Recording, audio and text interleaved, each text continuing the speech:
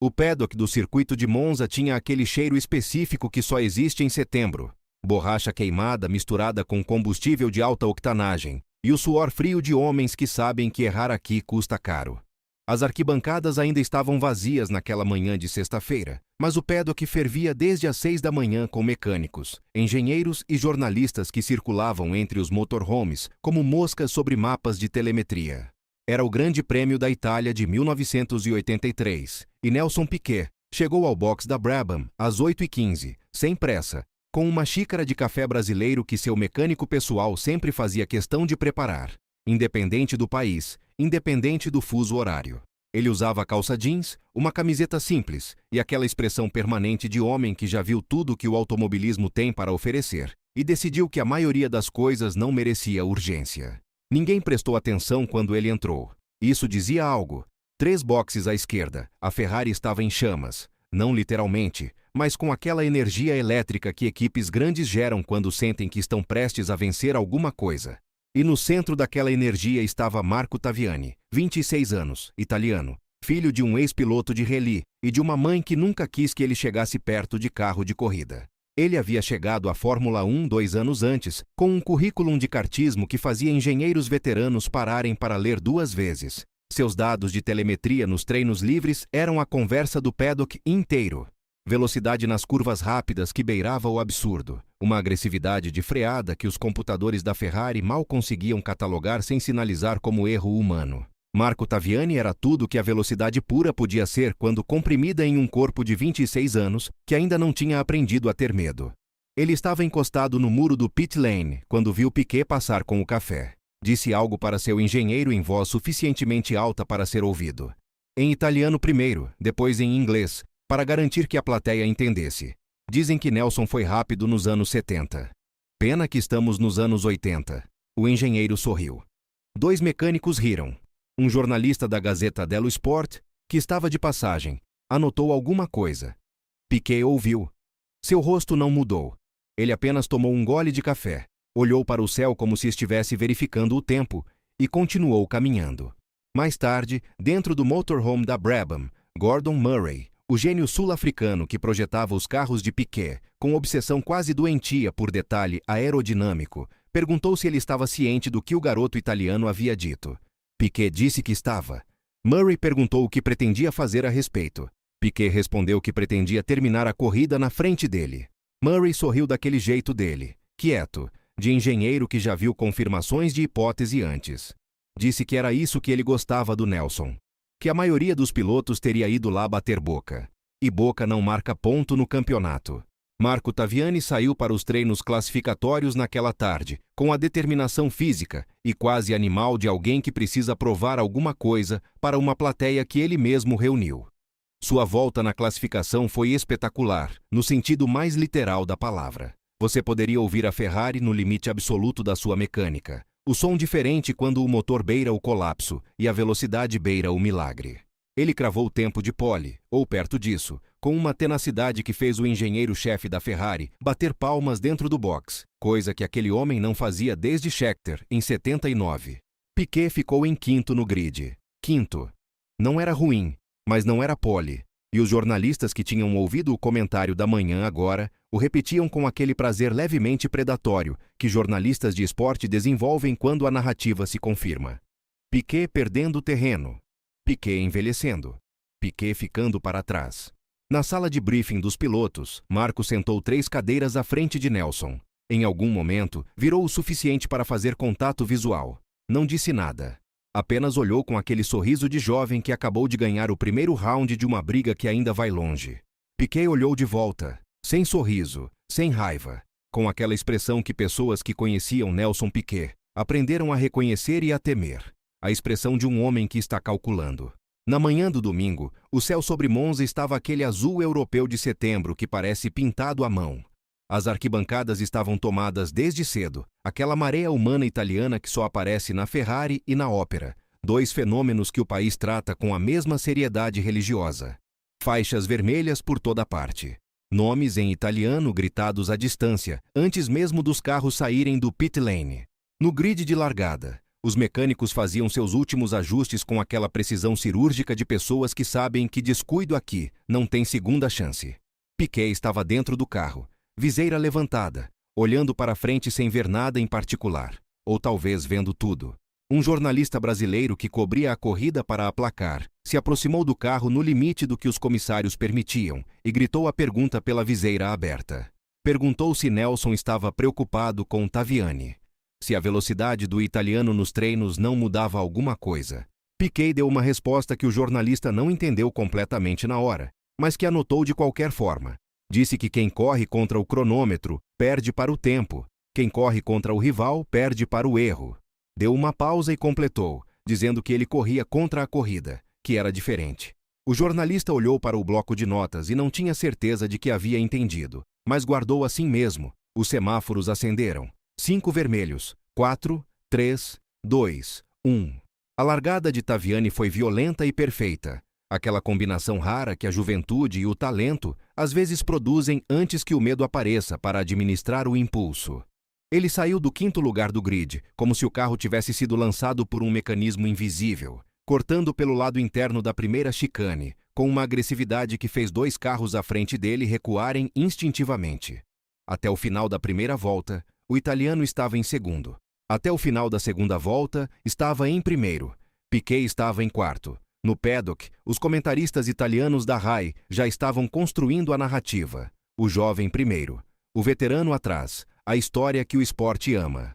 Mas Gordon Murray, de dentro do box da Brabham, olhava para os dados de telemetria com expressão diferente da empolgação ao redor. Ele via outras coisas. Coisas que as câmeras de televisão não transmitiam e que os comentaristas não sabiam procurar. Ele via a degradação de pneu de Taviani volta a volta. Ele via a agressividade de freada que era espetacular de assistir e devastadora para a borracha.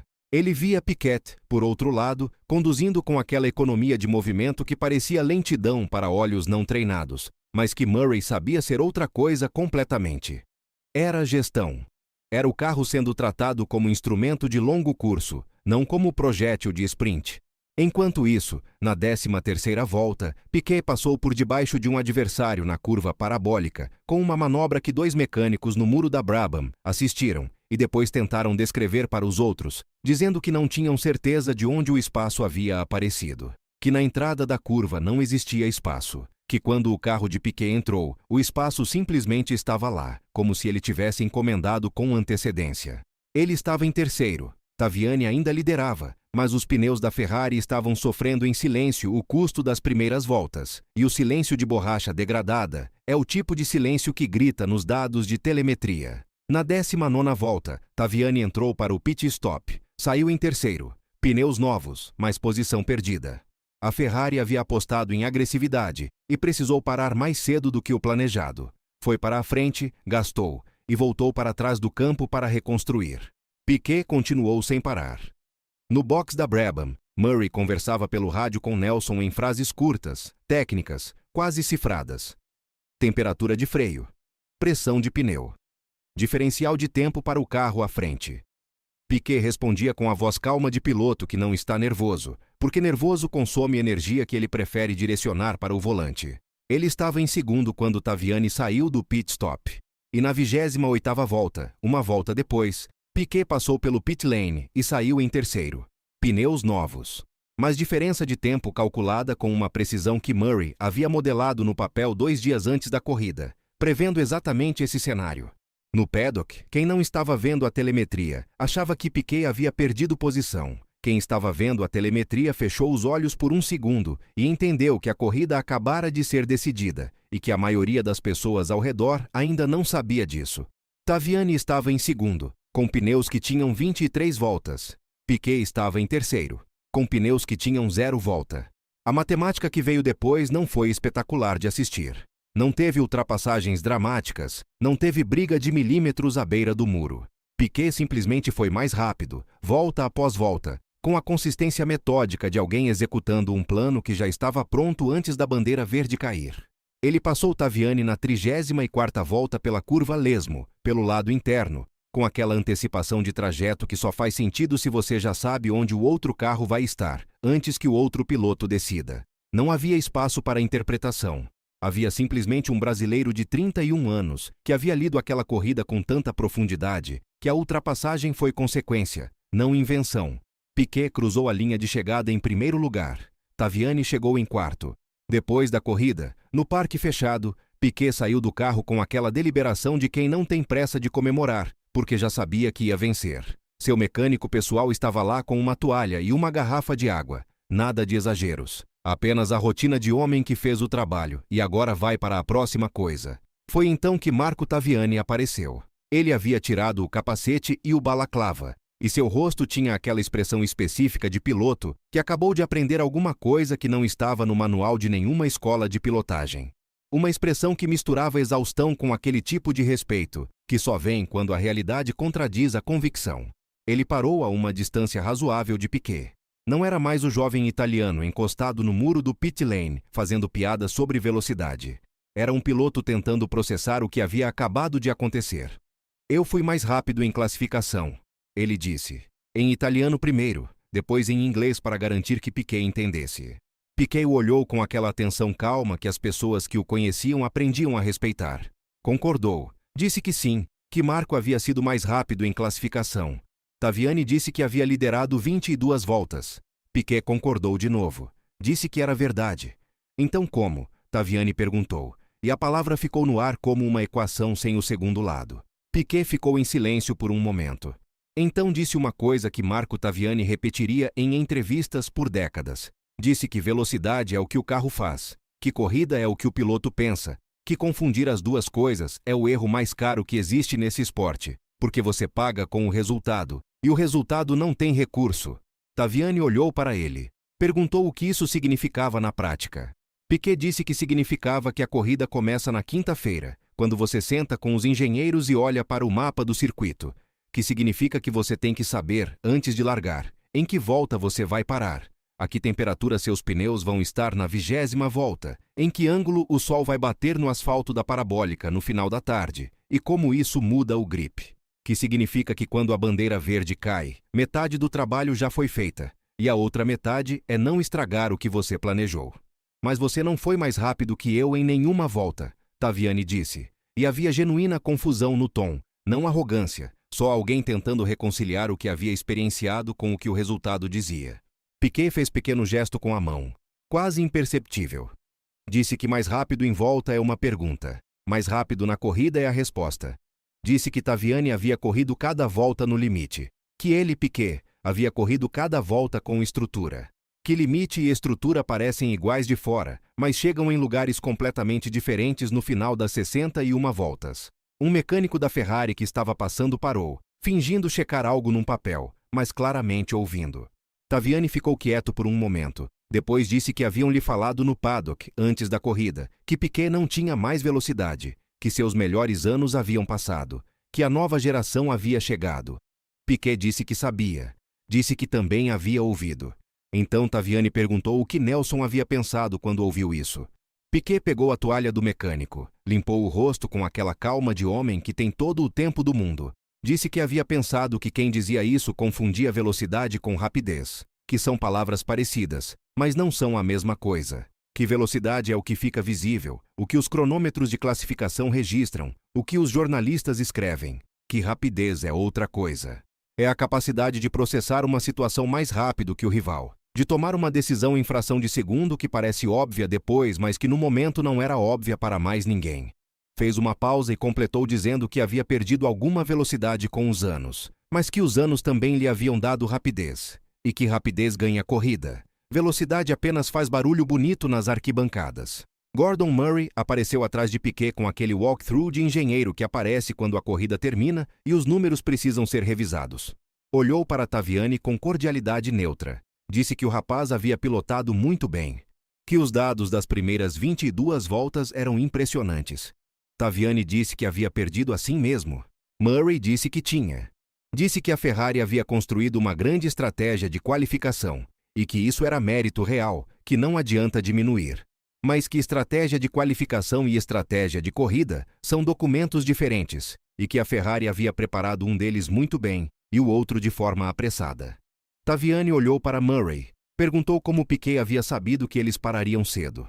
Murray disse que não era que Nelson soubesse. Era que Nelson havia preparado um plano que funcionaria se eles parassem cedo, e um plano que funcionaria se eles parassem tarde. Que a diferença entre um piloto experiente e um piloto jovem não é que o experiente adivinha o que vai acontecer.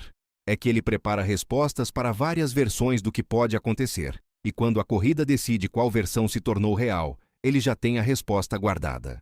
O mecânico que havia parado fingindo checar papel não estava mais fingindo checar papel. Estava apenas ouvindo. Taviani olhou de volta para Piquet. Ficou em silêncio por um tempo que se tornou levemente desconfortável. Então disse uma coisa simples, sem rodeio, sem o verniz de competição que permeia todas as conversas de paddock. Disse que queria entender como Nelson pensava em corrida, que havia pilotado com toda a velocidade que tinha e havia perdido para alguma coisa que não conseguia nomear. E que precisava saber o nome disso. Piquet olhou para ele por um tempo. Depois disse que o nome era leitura. Disse que a corrida é um texto que está sendo escrito em tempo real e que você precisa ler mais rápido do que ele está sendo escrito. Cada volta é um parágrafo novo. Temperatura de pneu é sintaxe. Degradação é a pontuação. O carro do rival é um personagem com intenções que você precisa antecipar. Disse que quando você para de correr contra o cronômetro e começa a ler a corrida, o esporte muda completamente. O cronômetro é uma consequência. A leitura é a causa. Taviani disse que nunca havia pensado assim. Piquet disse que sabia, disse que ficava visível no dado de freada. Que Marco freava mais tarde e mais forte que qualquer piloto no grid. Que isso gerava tempo de volta expressivo e aquecia o pneu além da janela ideal nas primeiras 10 voltas. Disse que havia visto o dado na quinta-feira e que soubera ali que, se conseguisse manter o pneu dentro da janela nas primeiras 15 voltas, a corrida iria se mover na direção dele eventualmente. Que não era previsão. Era a física que os dados tornavam legível. Uma pausa. Depois completou dizendo que quem tem velocidade precisa de talento, que quem tem leitura precisa de tempo, que os dois são treináveis, mas apenas um deles melhora com a idade. O mecânico da Ferrari, que havia parado na conversa, não estava mais nem fingindo ter outro motivo para estar ali. Estava claramente ouvindo. E ao fundo, 2 engenheiros da Brabham, que haviam se aproximado discretamente, também ouviam, com aquele sorriso quieto de quem conhece o professor e sabe que quando ele está falando assim, vale ficar. Taviani pegou o capacete debaixo do braço, olhou para ele por um segundo como se estivesse vendo um objeto diferente, e então olhou de volta para Piquet. Disse, obrigado. Piquet fez um gesto pequeno com a cabeça, a confirmação mais econômica possível de que havia ouvido. Depois foi embora em direção ao motorhome da Brabham, com aquela mesma caminhada de quando havia chegado na manhã de sexta-feira, sem pressa, sem performance, sem a necessidade de que alguém estivesse assistindo para que o passo valesse. Naquela noite, em Milão, um jornalista esportivo tentou encontrar Nelson Piquet, num restaurante onde ele jantava com Murray e 2 membros da equipe. O jornalista queria uma frase para o artigo do dia seguinte. Queria saber o que Piquet havia sentido quando ouviram dizer no paddock que sua velocidade havia acabado. Piquet pensou por um momento. Então disse que nunca havia corrido com velocidade. Que velocidade é o que você usa quando não tem mais nada. Que ele havia corrido sempre com tempo, com paciência, com a convicção de que uma corrida de 61 voltas pertence a quem termina a última, não a quem vence a primeira. O jornalista perguntou o que isso significava na prática.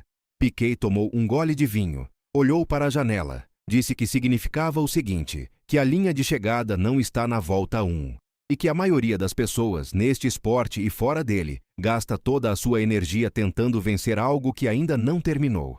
Depois voltou para a conversa com Murray, e o jornalista ficou parado no meio do restaurante com o bloco aberto, e a sensação de que havia ouvido alguma coisa importante, mas que ia precisar de algum tempo para entender exatamente o que.